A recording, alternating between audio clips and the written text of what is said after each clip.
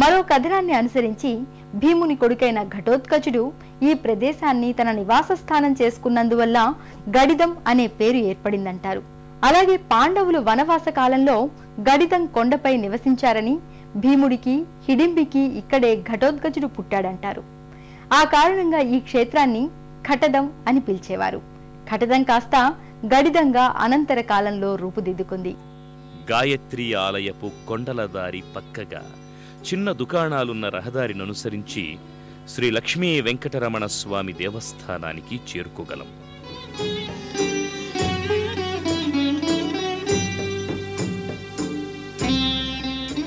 గడిదం శ్రీ లక్ష్మీ వెంకటరమణుణ్ణి ఇక్కడ జనమేజయుడు సర్పయాగం చేసిన దోష పరిహార్థం ప్రతిష్ఠించిన 108 ఆలయాలలో గడిదం ఒకటిగా ఇక్కడి ఐతిహ్యం.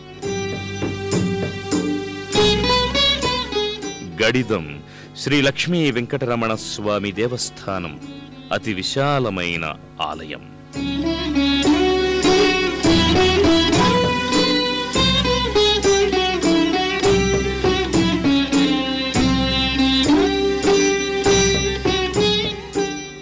విశాల ఆవరణ, చుట్టూ ప్రాకారం కానవస్తాయి.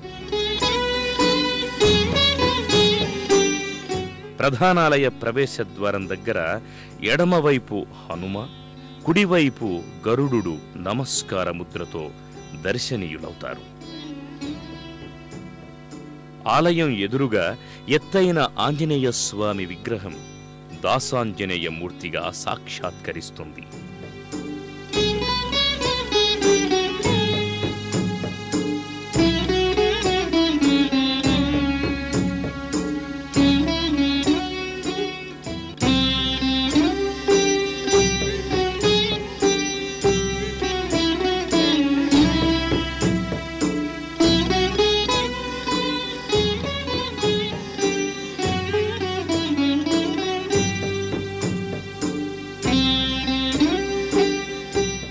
ఆలయ ప్రహరీ గోడలకు వటపత్ర సాయి, మరోవైపు వేణుగోపాలుడు ఉన్నారు.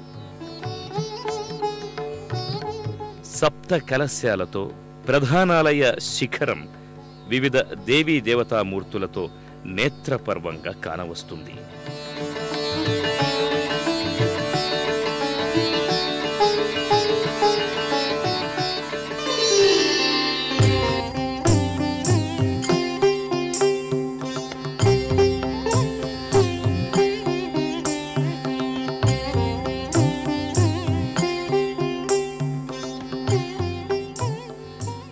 ఎత్తైన ధ్వజస్తంభం, గరుడ మండపం కానవస్తాయి.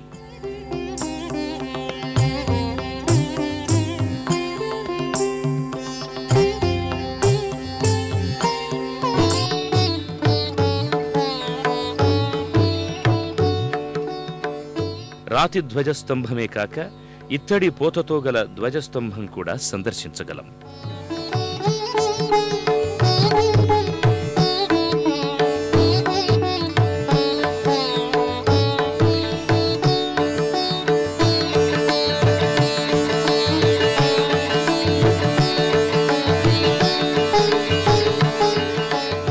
భక్తులు తమ తలనీలాలను సమర్పించుకునే కళ్యాణకట్ట దగ్గరగానే బలిపీఠం, ధ్వజస్తంభం ఉన్నాయి.